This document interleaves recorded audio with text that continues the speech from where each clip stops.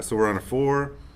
We look at the next bar, our next section, and we see left hand again, C, E, G, nice and easy, 1 chord. We have this F sharp to G.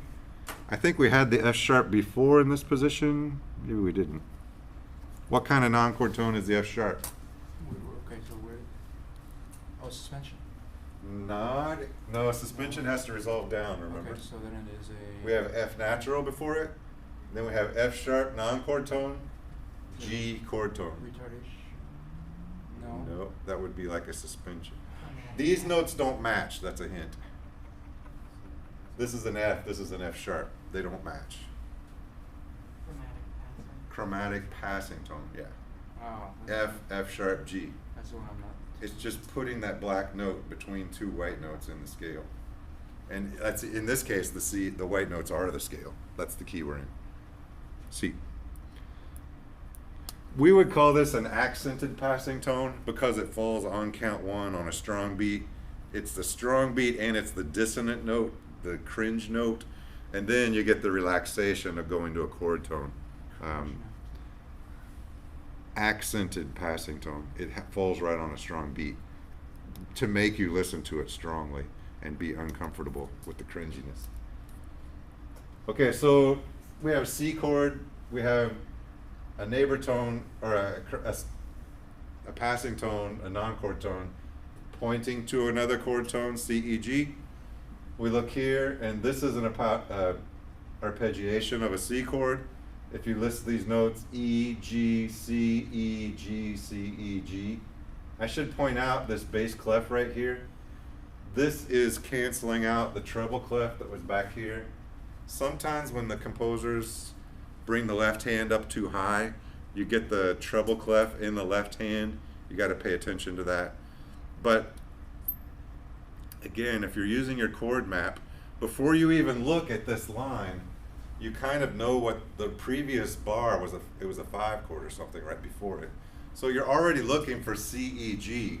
So if you're looking for C, E, G and then you see this, that looks like C, E, G on a treble clef, and then you can verify it by looking back here and seeing there are 2 treble clefs right there.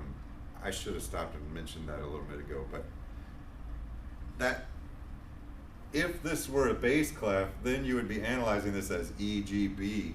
If you thought this was bass clef, you're suddenly on a 3 chord. It wouldn't fit with the chord map that you've been following. Okay, so arpeggio of a C chord. This is not a C chord, different notes, but it still looks like the same technique. It's an arpeggio. We check our notes, F, A, C, F, A, C, F, A. Clearly that's a 4 chord. There's nothing else there. So we'll name it a 4 chord. So it's like, yeah, I'm gonna have to cringe note and confuse all the millennials and the Gen Zers. That one dominance chord, which is 5/7 and 4, Beethoven took it a step further, and one of his piano sonatas starts the only thing you hear at the beginning, 5/7 and 4.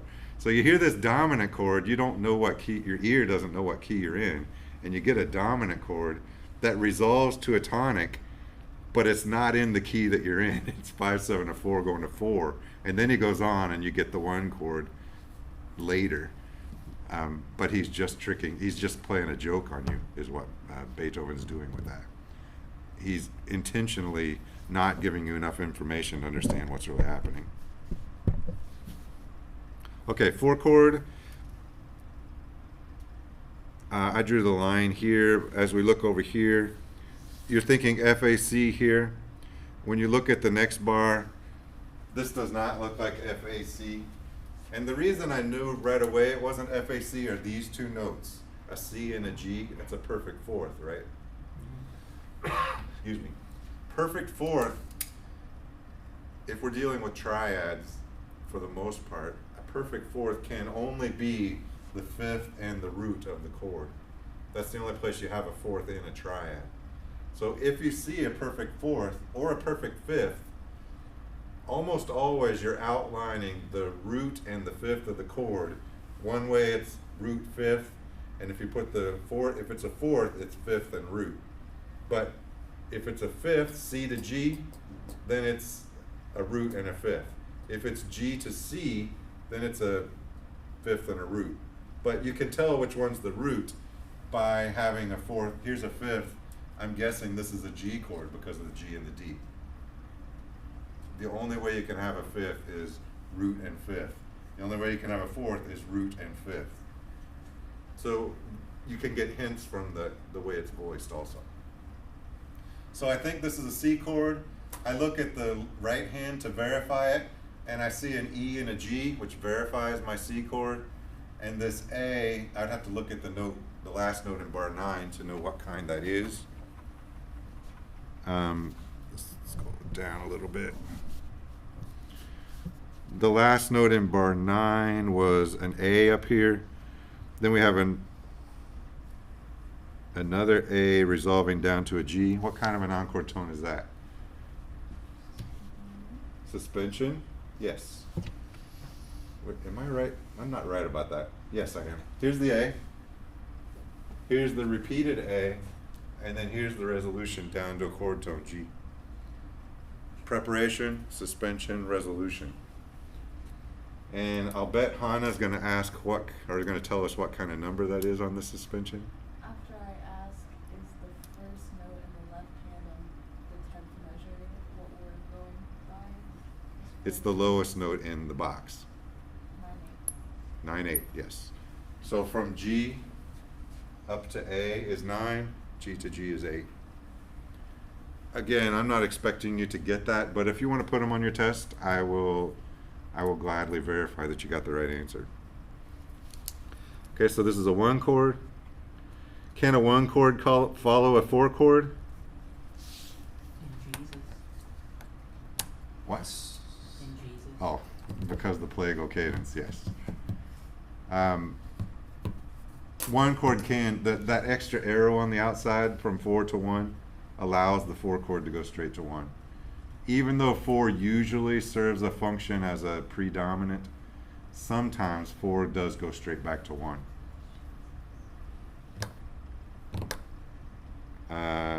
All right, so let's look at the second bar. Did I? Okay, I think I'm in the wrong line. Second bar. No, I'm second box. Okay. So here's a 1 chord. We just talked about that one, C, E, G. We get over here, now we have a G and a B. B is not in the C chord. It would be a major 7th. Major 7ths are not used in Mozart's time.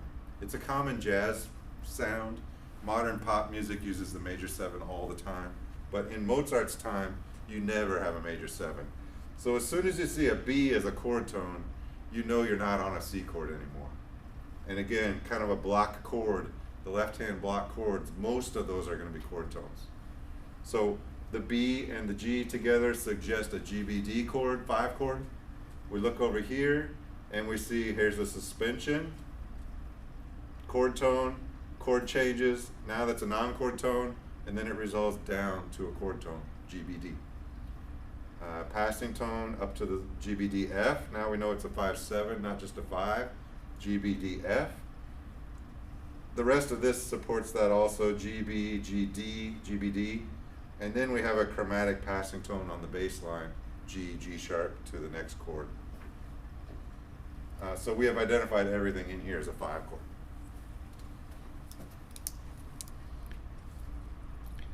Maybe this is going to be the best, handiest video for you for this weekend, rather than the other one. 5/7, yes.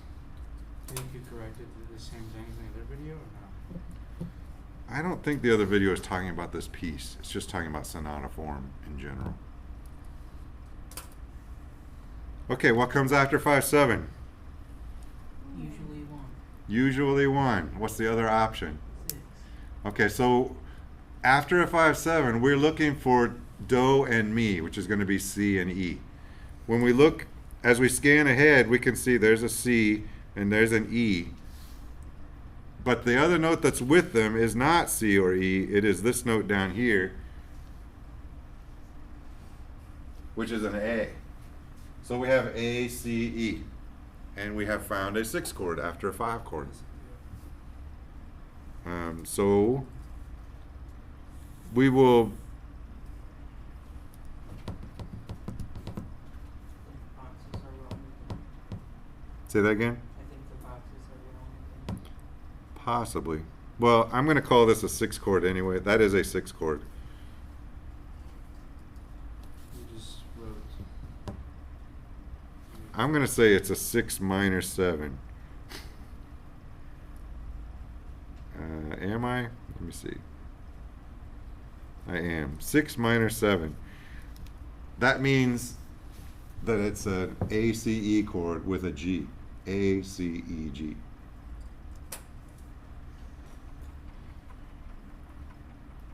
Is everybody with me there? What comes after a 6 chord?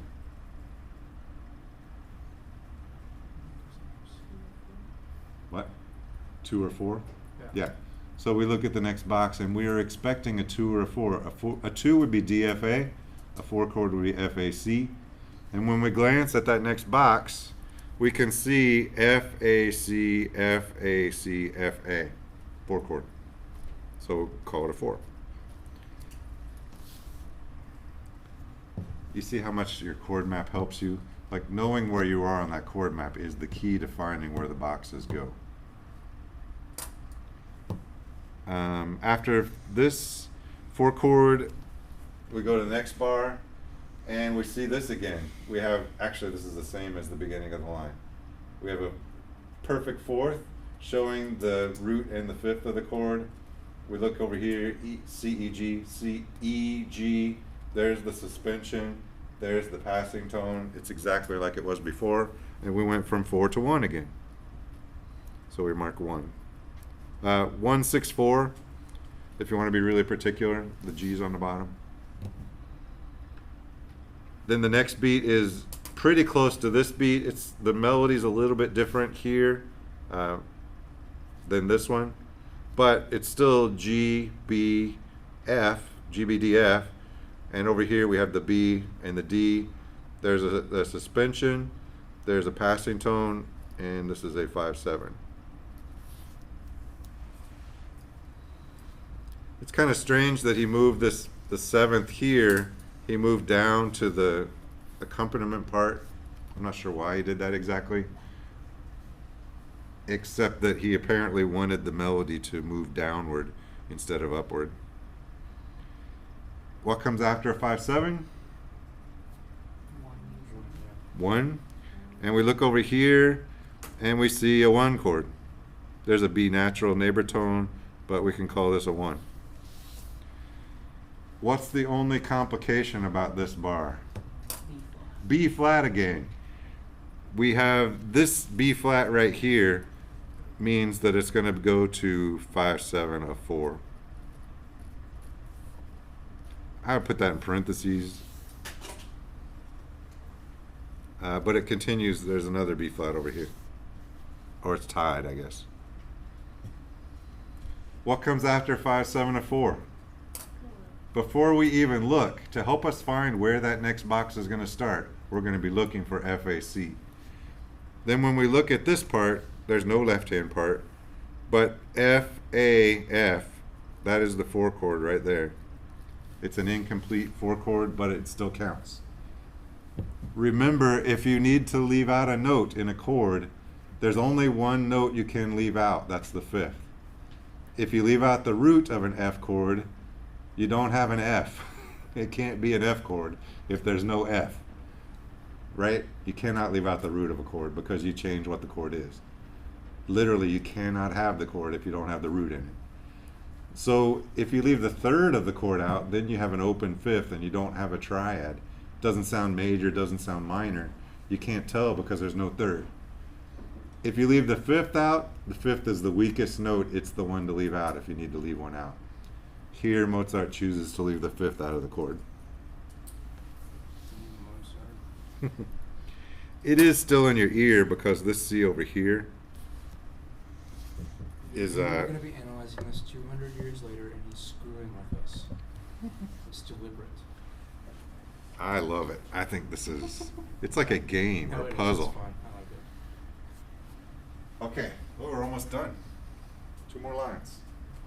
Okay, we have our 4 chord.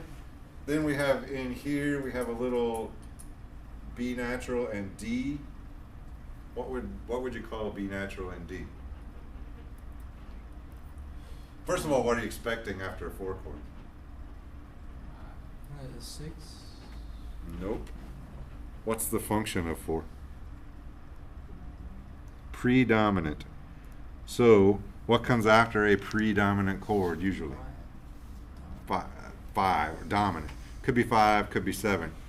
In this case, we get T and Re only. We don't have a G, but we have a B and a D. That is the root and the third of the 7 diminished chord. So I would call this 7 diminished. It's a tiny one. You might even call those non-chord tones. You could make an argument that this is foreground. Take a step back and you can just call those a neighbor and a passing tone, I think. But I kind of like calling it 7 diminished in this case. You're getting a call, but it says it might be a scam. Let's look at the next box then. What comes after 7 diminished? There's only one answer on this one. 7 diminished always goes to 1. You can, or some variation of 1, I should say, because of what this is going to do. So it's going to go to 1. It kind of lands on a 1. You get the B natural here to make sure you can feel it as a 1. And then he changes the B natural to B flat up at the top. That means 5, 7, a 4 again. I think this is actually a repeat of what we had earlier. 5, 7, a 4 has to go where before we even look for it? We know it's going to 4. And then we find the 4 right here. It's actually 4, 6 this time. Actually, it was 4, 6 last time, now that I think of it. Then we have 7 diminished. This is a repeat of what we already did. 7 diminished has to go to 1, and it does. This time it actually goes to 1, but it's 1, 6, 4. G's on the bottom. Because your bottom is not up. Oh, I didn't see this note. Yeah, there is a, yeah, you're right. There's not a 6. I'd missed that note. I just drew the worst 4 I ever drew in my mind. Happy gamers. 1, 6, 4 is going to go where? Usually goes to 5. And it does. 5 chord right here. G, B, D, F. Look at the left, you find the G and the B. Look at the right, and you find the D and the F with a lower neighbor to the D. That's pretty clearly a 5 chord. What comes after 5? Oh, 5, 7, sorry. What comes after 5, 7? 1 usually. Well, let's look and make sure. We have C and G, that's C, E, G. Then we have the E and we have the G with the lower neighbor. That looks very familiar. 1, 6, 4. After 1, 6, 4 is probably going to be 5, usually. That's where it generally wants to go. So we look here and we find a G and a D. We still find the F, and then we find that A. You could call that A an appoggiatura.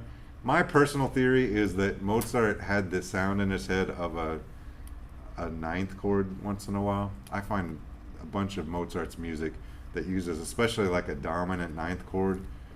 This is not a dominant one, but I mean that 9th is kind of like you have a triad. You add a 7th to it to give you 4 tones in the chord. Adding a 9th is not a huge step farther.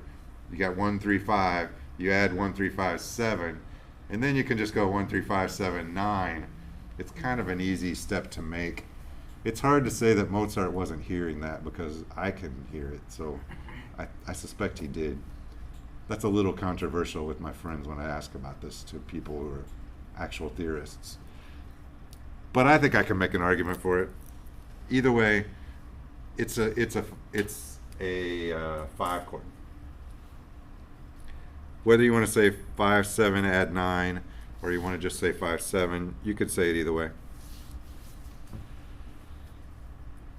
Let's point out one thing here. This is not something I would expect you necessarily to get on the test, but we have a 164 has the G on the bottom, right? Sol is on the bottom of this 164.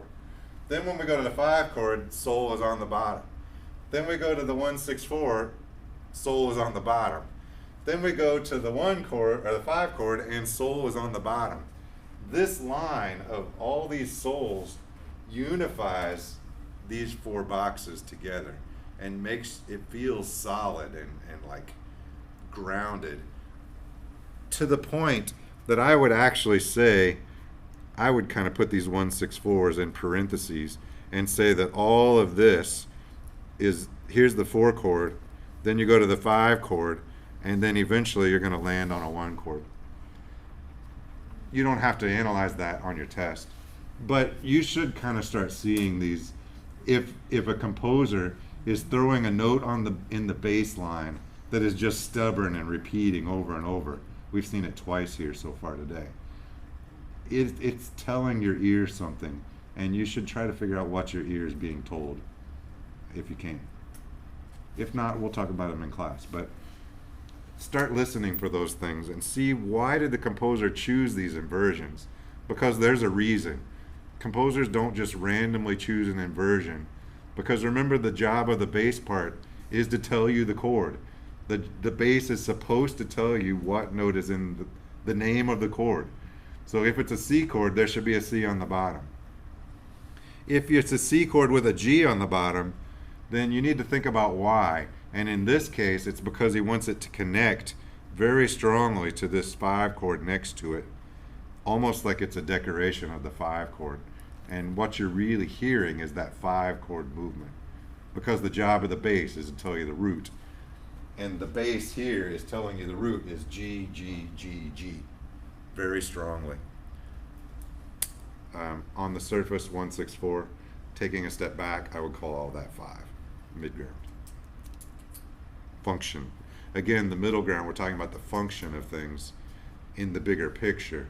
In the foreground, we're talking about what all the details do. It's not always important. Sometimes it's just decorative. Okay, so after 5, we're definitely going to land on a 1 chord here somewhere, and we get an E in the bass. But I'm still guessing that's a 1 chord because it follows 5/7, such a strong 5/7.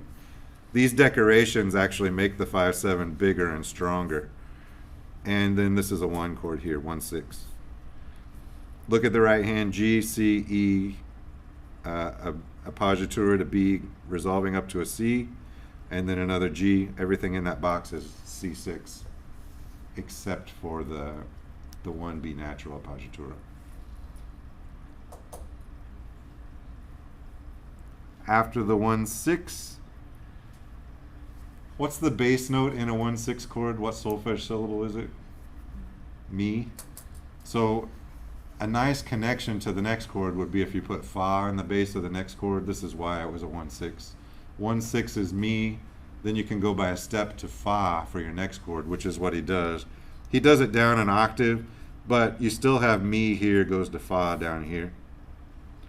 And we look at the rest of this chord. If it's fa in the bass, we're going to think it's probably a 4 chord predominant.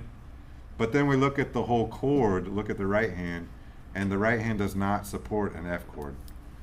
If it did, here's the F, we would be expecting F, A, C. We do have F and A, but this note is not an F, not F, A, C, it's a D.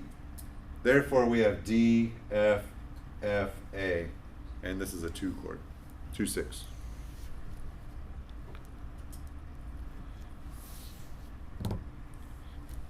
But check this out. Here's mi, right? Get this mi on the top here. Left hand's playing only mi. Then the left hand goes from mi to fa. 1/6 goes to 2/6, mi and fa, and then sol. So you're actually getting the scale mi, fa, sol in a weird way, connecting those 3 chords, or those 3 boxes. Mi, fa, sol. Some part of your brain is going to hear that scale and connect those bass lines into a unified structure. Those are the kinds of things we're looking for. Okay, so what chord is this? What do you expect after 2? 5, yeah.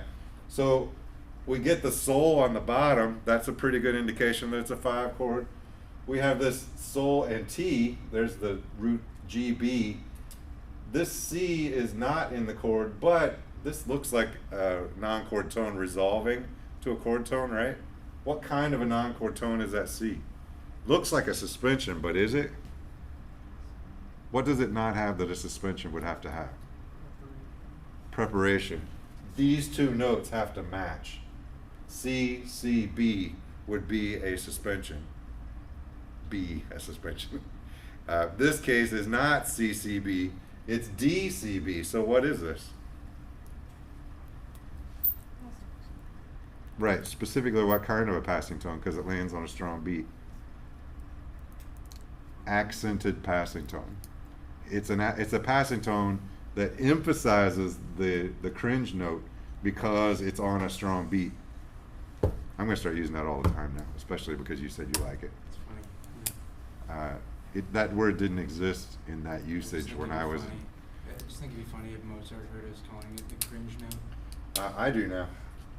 All right, so this is 5. And we have just one passing tone in there. By the way, okay, I'm just noticing we have an entire beat of rest right here. Does everybody see that? Because this is a sonata form, do you remember what I said the sonata form is going to do? Modulate specifically to what? To the dominant, to the G, to this chord.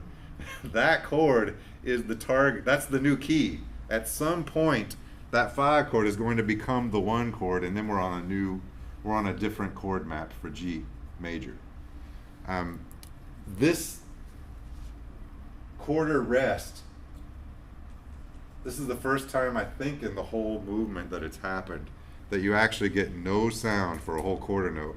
That is often, not always, but often an indication that this is where the modulation happens.